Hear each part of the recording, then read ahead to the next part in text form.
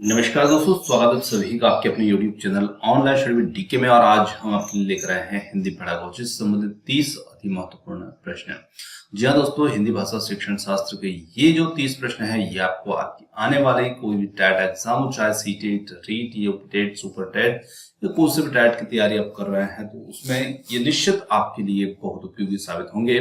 तो चलिए और स्टार्ट करते हैं और देखते हैं आज के हमारे हिंदी पेडागोजी से संबंधित 30 अति महत्वपूर्ण प्रश्न को। तो बढ़ते हैं फर्स्ट क्वेश्चन की ओर। सबसे फर्स्ट क्वेश्चन यहाँ पर है हमारा, आयोजित शैक्षिक और सह शैक्षिक कार्यों में हिंदी शिक्षक को मार्गदर्शन देना चाहिए। तो शैक्षिक और सह शैक्षिक कार्यों में हिंदी शिक्षक को किस प्रकार का मार्गदर्शन देना चाहिए? व्याकरणिक संबंधी, साहित्यिक पक्ष संबंधी, अशुद्ध उच्चारण निवारण संबंधी, या फिर डी है उपरोक्त सभी। तो यहाँ पर हम कह सकते हैं कि एक शिक्षक को यहाँ पर सभी प्रकार का मार्गदर्शन देना चाहिए। उपरोक्त सभी यहाँ पर हमारा सही उत्तर होगा। अगला क्वेश्चन है यहाँ पर, वर्णात्मक कविता शिक्षण की सही विधि है प्रश्नोत्तर प्रणाली, तुलना प्रणाली, या शब्दार्थ प्रणाली, डी है व्याख्या प्रणाली। तो यहाँ पर हम बात करेंगे वर्णात्मक कविता शिक्षण की। तो वर्णात्मक कविता शिक्षण के लिए सही विधि होगी जो हमारी शब्दार्थ प्रणाली, ऑप्शन सी जो होगा यहाँ पर हमारा सही उत्तर होगा। चलिए अगले क्वेश्चन की ओर जाते हैं। अगला क्वेश्चन है, प्राथमिक कक्षा शिक्षण में प्रस्तावना के प्रश्नों के लिए आवश्यक नहीं है। तो प्राथमिक कक्षा में शिक्षण में प्रस्तावना के लिए प्रश्नों के लिए आवश्यक क्या नहीं होगा? पूर्व ज्ञानोपयोग, रोचकता एवं जिज्ञासा, परस्पर तारतम्यता, या फिर डी है नकारात्मक उत्तर। तो यहाँ पर डी नकारात्मक उत्तर जो होगा ये प्राथमिक कक्षा शिक्षण में प्रस्तावना के प्रश्नों के लिए आवश्यक नहीं होगा। अगला क्वेश्चन है, प्राथमिक स्तर पर संवाद शिक्षण की उपयुक्त प्रणाली होती है। आदर्श नाट्य प्रणाली, व्याख्या प्रणाली, या फिर कक्षा अभिनय प्रणाली, डी है रंगमंच प्रणाली। तो यहाँ पर हम बात करेंगे प्राथमिक स्तर पर संवाद शिक्षण की। तो देखिए प्राथमिक स्तर पर संवाद शिक्षण की जो सबसे उपयुक्त प्रणाली होगी वो यहाँ पर होगी कक्षा अभिनय प्रणाली। ऑप्शन जो सी होगा यहाँ पर सही उत्तर होगा। चलिए, प्रायोजना विधि का महत्व होता है, इससे अर्जित ज्ञान स्थायी बनता है, बी है शिक्षण स्वदेशी होता है, या फिर इसमें अधिगम सरल, सुबोध एवं रोचक होता है, और डी है उपरोक्त सभी। तो यहाँ पर हम कहेंगे कि जो प्रायोजना विधि होती है उसका महत्व होता है इन सभी रूपों में। ऑप्शन डी यहाँ पर सही उत्तर हो जाता है। चलिए अगला क्वेश्चन है, निम्नलिखित में गद्य शिक्षण का उद्देश्य ज्ञानात्मक है। छात्रों को शब्द, श्रुति, लोकोक्ति आदि का ज्ञान कराना, बी है छात्रों को विभिन्न लेखन शैलियों का ज्ञान प्राप्त कराना, सी है छात्रों को सांस्कृतिक, पौराणिक, धार्मिक विश्वासों का बोध कराना, या फिर डी होगा यहाँ पर उपरोक्त सभी। तो यहाँ पर हम कहेंगे कि गद्य शिक्षण का उद्देश्य जो होगा ज्ञानात्मक होगा यहाँ पर इन सभी में। ऑप्शन डी यहाँ पर सही उत्तर होगा। अगला क्वेश्चन है, विद्यालय पाठ्यक्रम में त्रिभाषा सूत्र से क्रियान्वयन इस प्रकार है। तो विद्यालय पाठ्यक्रम में त्रिभाषा सूत्र से क्रियान्वयन किस प्रकार होगा? निम्न प्राथमिक स्तर, उच्च प्राथमिक स्तर, या फिर निम्न माध्यमिक स्तर, या फिर डी है यहाँ पर इन सभी में। तो यहाँ पर ऑप्शन जो डी होगा ये सभी या इनमें से सभी। चलिए अगला क्वेश्चन आता है, पाठ योजना की मुख्य क्रियाएं हैं। तो पाठ योजना की मुख्य क्रियाएं कौन सी होती है? प्रस्तुतिकरण, शिक्षण उद्देश्य, मूल्यांकन, या फिर ये सभी। तो यहाँ पर हम कहेंगे कि पाठ योजना की जो मुख्य क्रियाएं होती है वो होती है ये सभी। चलिए अगले क्वेश्चन की ओर बढ़ते हैं। अगला हमारा महत्वपूर्ण क्वेश्चन है यहाँ पर, शिक्षण के लिखित प्रारूप को कहते हैं। तो देखिए शिक्षण का जो लिखित प्रारूप होता है उसे क्या कहा जाता है? प्रस्तुतिकरण, पाठ योजना, उद्देश्य कथन, या फिर डी में से कोई नहीं है। तो जो शिक्षण का हमारा लिखित प्रारूप होता है उसी को हम कहते हैं बी यहाँ पर होगा पाठ योजना। चलिए अगले क्वेश्चन की ओर जाते हैं। भाषा शिक्षण में उद्योतन सामग्री के प्रयोग का लक्ष्य है शिक्षक के ज्ञान में स्पष्टता लाना, या फिर बालकों के भाव को जागृत करना, सी है पाठ्य वस्तु में स्पष्टता लाना, और डी है भाषा शिक्षण में योगदान करना। तो यहाँ पर हम कहेंगे कि भाषा शिक्षण में उद्योतन सामग्री का प्रयोग का जो लक्ष्य होता है वो होता है बालकों के भावों को जागृत करना। विकल्प जो भी होगा यहाँ पर सही उत्तर होगा। अगला क्वेश्चन है, अनुकरण से बालक बहुत कुछ सीखता है और इस सिद्धांत का उपयोग भाषा शिक्षण की किस विधि में किया जाता है? अनुकरणात्मक विधि, प्रदर्शन विधि, व्याख्या विधि, या फिर डी है ये सभी। तो देखिए बालक यहाँ पर सीख रहा अनुकरण से, तो निश्चित रूप से यहाँ पर विधि भी होगी अनुकरणात्मक विधि। ऑप्शन जो ए होगा यहाँ पर सही उत्तर होगा।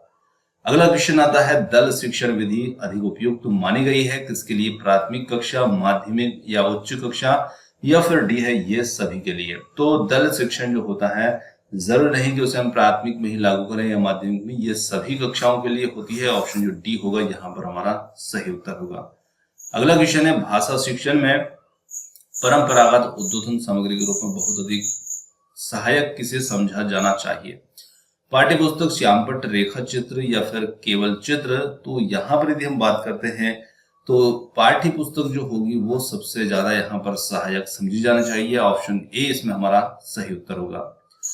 अगला क्वेश्चन है, नैदानिक परख पत्र बनाने की आवश्यकता होती है प्रतिभाशाली बालकों की पहचान के लिए, या फिर बी है छात्रों की कमजोरी का पता लगाने के लिए, सी है छात्रों का वर्गीकरण करने, और डी है छात्रों की प्रगति की जानकारी प्राप्त करने। तो यहाँ पर हम कहेंगे कि जो नैदानिक परख पत्र होते हैं वो छात्रों की कमजोरी का पता लगाने के लिए इनकी आवश्यकता होती है। ऑप्शन बी यहाँ पर सही उत्तर होगा। अगला क्वेश्चन है, वाचन में आदर्श वाचन कौन करता है? छात्र, अध्यापक, छात्राएं या प्रिंसिपल? तो निश्चित रूप से यहाँ पर वाचन में जो आदर्श वाचन होता है वो करते हैं शिक्षक यानी कि अध्यापक। ऑप्शन बी यहाँ पर सही उत्तर होगा इसके लिए। उपचारात्मक शिक्षण की आवश्यकता होती है किस लिए? दृष्टि दोष वाले बालक के लिए, या फिर कक्षा स्तर के अनुकूल प्रगति ना करने वाले बालकों के लिए, आदिवासी बालकों के लिए, या फिर सृजनशील बालकों के लिए? तो यहाँ पर हम कहेंगे उपचारात्मक शिक्षण जो होता है वो होता है कक्षा स्तर के अनुकूल प्रगति ना करने वाले बालक के लिए। Option B. किस विधि में पाठ्य सामग्री को हम इकाइयों में बांट लेते हैं? व्याख्या विधि, दल शिक्षण विधि, इकाई विधि, समवाय विधि? तो नाम से स्पष्ट है, इकाइयों में बांट लेते हैं वो विधि होती है इकाई विधि, जहां पर जो पाठ्य सामग्री होती है उसको छोटे छोटे इकाइयों यूनिट में बांटा जाता है। तो ऑप्शन सी यहाँ पर इसके लिए सही उत्तर होगा। चलिए अगला क्वेश्चन है, किंडरगार्टन शिक्षा प्रणाली में शिक्षक को क्या माना गया? रखवाला, नियंत्रक, माली, या फिर डी है इनमें से कोई नहीं? तो निश्चित रूप से हम कहेंगे किंडरगार्टन जो शिक्षा प्रणाली है उसमें शिक्षक को माली से तुलना की गई है। जिस प्रकार से माली बगीचे को सींचता है और पेड़ पौधों को बड़ा करता है, उसी प्रकार से शिक्षक भी यहाँ पर बच्चों का सर्वांगीण विकास करता है उसी माली के रूप में। अगला क्वेश्चन है, यहाँ पर एक बालक एक अविकसित पौधा है जो शिक्षक रूपी माली की देखरेख में अपने आंतरिक नियमों के अनुसार विकसित होता है, और ये कथन किसका है? फ्रोबेल का, मॉन्टेसरी, जॉन डेवी या पेस्टोलॉजी? तो ये कथन दिया था ऑप्शन ए फ्रोबेल ने। तो यहाँ पर विकल्प ए इसके लिए बिल्कुल सही उत्तर होगा। अगला क्वेश्चन है, निम्न में से कौन सी शिक्षण विधि या शिक्षण पद्धति छोटी कक्षाओं की अपेक्षा बड़ी कक्षाओं के लिए ज्यादा उपयोगी होती है? Project, Dalton, Montessori, kindergarten? तो ये तीनों तो छोटी कक्षाओं के लिए होती है, पर प्रोजेक्ट विधि जो होती है ये बड़ी कक्षाओं के लिए प्रयोग में लाई जाती है। ऑप्शन जो ए होगा यहाँ पर इसका सही उत्तर होगा। अगला क्वेश्चन है, सामान्यतः जिन विषयों का शिक्षण विद्यालय में होता है वह कहलाता है शिक्षण, पाठ्यक्रम, अधिगम या फिर समायोजन? तो उसे हम कहेंगे पाठ्यक्रम, जिसका अध्ययन सामान्यतः विद्यालय में होता है। ऑप्शन बी यहाँ पर हमारा सही उत्तर होगा। अगला क्वेश्चन है, मातृभाषा शिक्षण का सिद्धांत निम्नलिखित में से होगा? अभिप्रेरण का सिद्धांत, रुचि का सिद्धांत, क्रियाशीलता, या फिर डी है इनमें से सभी? तो यहाँ पर हम कहेंगे मातृभाषा शिक्षण के सिद्धांत के अंतर्गत ये सभी आएंगे। ऑप्शन डी इसमें हमारा सही उत्तर होगा। अगला क्वेश्चन है, उच्च प्राथमिक स्तर पर पढ़ाई जाने वाली भाषा होगी मातृभाषा या क्षेत्रीय भाषा, संघीय या सहसंघीय भाषा, या फिर विदेशी भाषा? डी है ए और बी दोनों। तो यहाँ पर कहेंगे उच्च प्राथमिक स्तर पर मातृभाषा के साथ साथ संघीय भाषा दोनों में पढ़ाई जाती है। चलिए, यह पढ़ाई जाने वाली भाषा हो सकती है। ऑप्शन डी यहाँ पर हमारा सही उत्तर होगा इसमें। अगला क्वेश्चन है, किस शिक्षण विधि में छात्र छात्राओं को उत्तम लेखों की रचनाएं पढ़वाई जाती है जिससे वे भाषा के शुद्ध रूप को जान सके? वाचन, प्रदर्शन, अनुकरण, या फिर भाषा संसर्ग विधि? तो यहाँ पर हम कहेंगे भाषा संसर्ग विधि जो होती है जहां पर छात्र छात्राओं को उत्तम लेखकों की रचनाओं के संपर्क में लाया जाता है। ऑप्शन डी यहाँ पर हमारा सही उत्तर होगा इसमें। श्रुतलेख अभ्यास विधि उपयुक्त होती है प्राथमिक कक्षाओं के लिए, माध्यमिक कक्षाओं के लिए, या फिर डिग्री कक्षाओं के लिए, या फिर डी है इनमें से सबके लिए? तो यहाँ पर कहेंगे कि जो श्रुतलेख अभ्यास होता है ये उपयुक्त होता है प्राथमिक कक्षाओं के लिए, क्योंकि जो लेखन संबंधी या लिखने का अभ्यास होता है बच्चों को प्राथमिक स्तर पर ही कराया जाना जरूरी होता है। ऑप्शन ए यहाँ पर इसके लिए सही उत्तर हुआ। अगला क्वेश्चन है, बालक एक अविकसित पौधा है, ये जो शिक्षक रूपी वाले की देखरेख में आंतरिक नियमों के अनुसार विकसित होता है।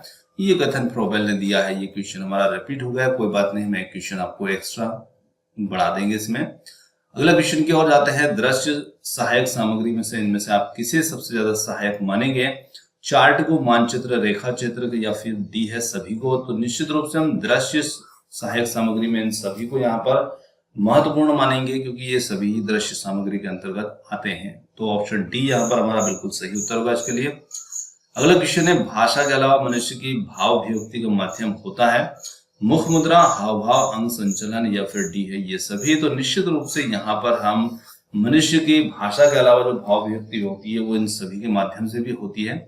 ऑप्शन डी होगा इसमें सही उत्तर।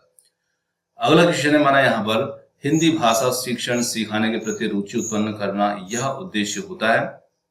प्राथमिक स्तर के छात्रों के लिए, जूनियर स्तर के छात्रों के लिए, माध्यमिक स्तर के छात्रों के लिए, और डी है उच्च स्तर के छात्रों के लिए। तो देखिए, हिंदी भाषा शिक्षण सिखाने के प्रति रुचि उत्पन्न करना ये हमारा प्राथमिक स्तर के छात्रों के लिए ये उद्देश्य होता है। विकल्प ए इसमें हमारा सही उत्तर होगा, क्योंकि यदि हम प्राथमिक स्तर पर ही बच्चों में हिंदी भाषा शिक्षण के प्रति रुचि उत्पन्न कर देंगे तो निश्चित रूप से माध्यमिक और आगे के स्तर के में तो वो बरकरार रहेगी। तो विकल्प ए यहाँ पर सही उत्तर होगा इसके लिए।